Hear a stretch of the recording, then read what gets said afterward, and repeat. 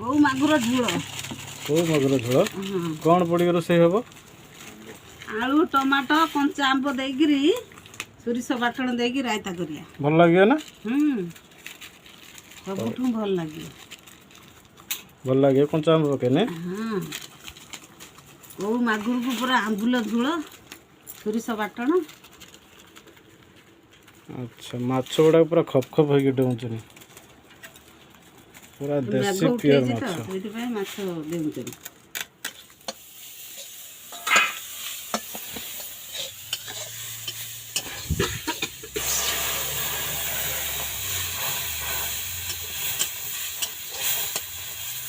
ଦେଶୀ ମାଛର ତରକାରୀ ଆଜି ଖିଆ ହବ।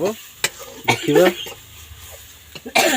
ପରିବା ସିଝା ହେଇକି ରହିଛି, ମାଛ ଭଜା ହେଇକି ରହିଛି, ମସଲା କଷା ବର୍ତ୍ତମାନ ହେଉଛି। ଆଜି ମା ହାତ ରନ୍ଧା ମାଛ ତରକାରୀ ଆଜି ଦେଖିବା କେମିତି ଲାଗୁଛି। ଦେଶୀ ମାଛ କୋଉ ମାଗୁର ମାଛ ଦେଖିବା।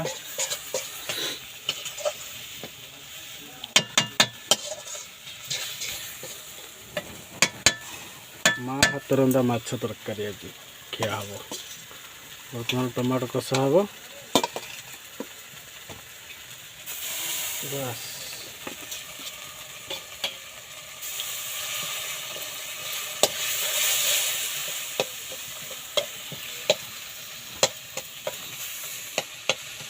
ବୋଉ ବର୍ତ୍ତମାନ ମନ ଧ୍ୟାନ ଦେଇକି ରାନ୍ଧୁଛି ରୋଷେଇ, ତରକାରୀ ଯେମିତି ଖରାପ ନହବ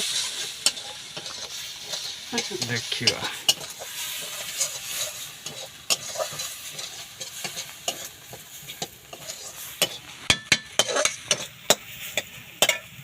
ତୁ ତ ଖାଇବା କଥା ଆମ୍ବ ଦେଇକି ଝୋଳ କରିମି।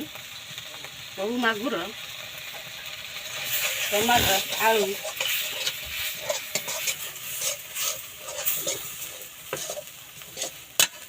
କଞ୍ଚା ଆମ୍ବ।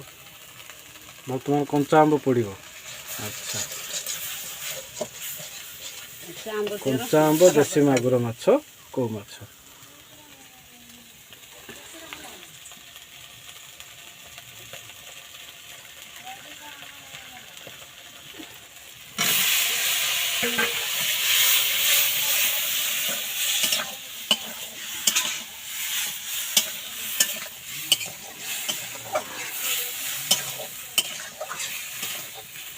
ଦେଶୀ ମାଛର ବର୍ତ୍ତମାନ କଞ୍ଚା ଆମ୍ବ ଦିଆଯିବ।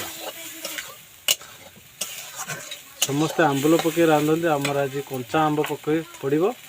ଦେଖିବା କଞ୍ଚା ଆମ୍ବର ଟେଷ୍ଟଟା କେମିତିକା।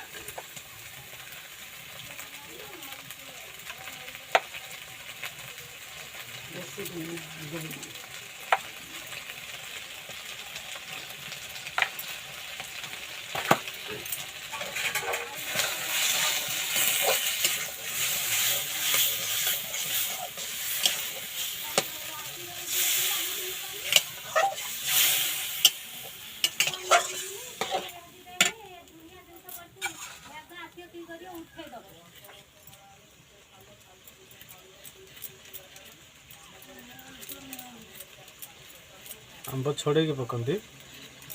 ଆମ୍ବ ନ ଛଡ଼େଇଲେ କଷା ଲାଗିବ, ତା ଚୋପା ରହିବ। ଏଠାରେ ଆମ୍ବୁଲ ଦେବା କଥା। କଞ୍ଚା ଆମ୍ବ ଦେଇକି ରାନ୍ଧିବା ଆଜି ରାନ୍ଧିବା। ସବୁବେଳେ ରାନ୍ଧୁଥିଲେ ଆମ୍ବୁଲ ଦେଇକି। କୋଉ ମାଗୁରକୁ ଆମ୍ବୁଲ ଝୋଳ ସୋରିଷ ବାଟଣ। ତାହେଲେ ଆମ୍ବ କାହିଁକି ପଡ଼ୁଛି ଆଜି? ପକେଇଦେବା ଗୋଟେ ଆଜି ନୂଆ ରାନ୍ଧିବା ଆମ୍ବ ଦେଇକି। ଆମ୍ବ ଦେଇକି ନୂଆ ରାନ୍ଧିବା ଆଜି। ଆଚ୍ଛା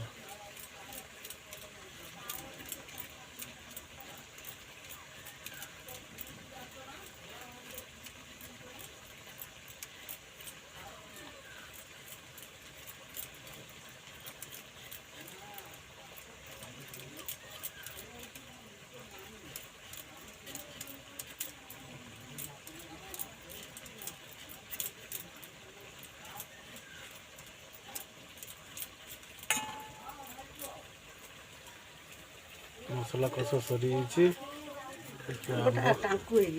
ଆମ୍ବ ବି କଟା ଚାଲିଛି।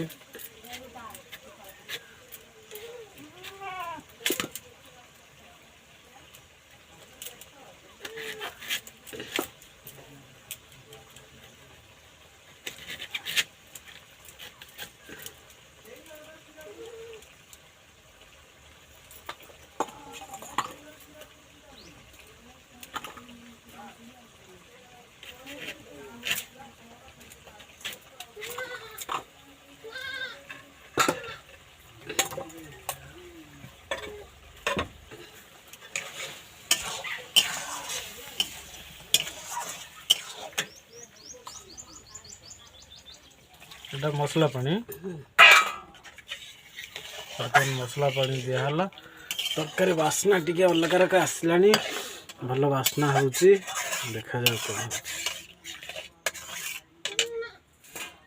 ଖାଇନା ଦେଖିବୁ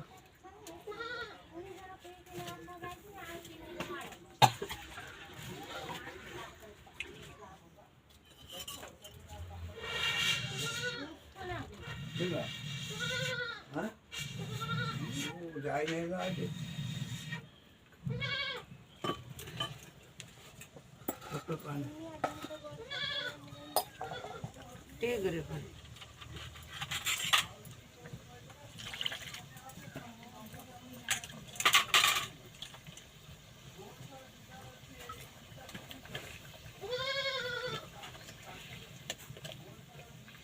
ଆମ୍ବ ବର୍ତ୍ତମାନ ଦିଆହେଲା ଦେଖିବ ଶୀଘ୍ର ସିଝିଯିବ ଆଚ୍ଛା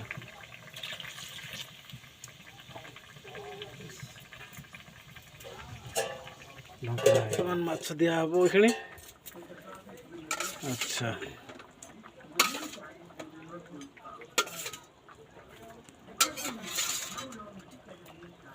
କୋଉ ମାଗୁର ଆମ୍ବୁଲ କଞ୍ଚା ଆମ୍ବ ଦିଆହେଇଛି ନା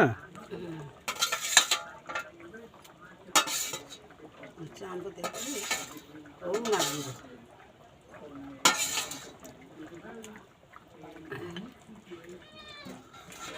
କୋଉ ମାଗୁରର କଞ୍ଚା ଆମ୍ବ ଦେଖିବା ଆଜି ସମସ୍ତେ ତ ଆମ୍ବୁଲ ଦେଇକି ରୋଷେଇ କରନ୍ତି ରାନ୍ଧନ୍ତି ଭଲ ଲାଗେ ଆଜି କିନ୍ତୁ ଆମ୍ବ ପଡ଼ିଛି କଞ୍ଚା ଆମ୍ବ ଦେଖିବା ଦେଶୀ ମାଛର କଞ୍ଚା ଆମ୍ବ କେମିତିକା ଲାଗୁଛି ମୋ ବୋଉ ପୁରା ଝାଳ ନାଳ ଗୋଟା ହେଇଗଲାଣି ମନ ଧ୍ୟାନ ଦେଇକି ରୋଷେଇ କରୁଛି ଗରମ ବି ହେଉଛି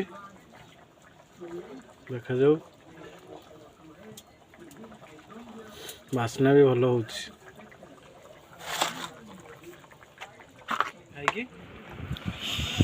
ଆହା ଗରମ ହେଇଛି ମାଗୁର ମାଛର ମୁଣ୍ଡ ଦେଖୁଛ ଏଇ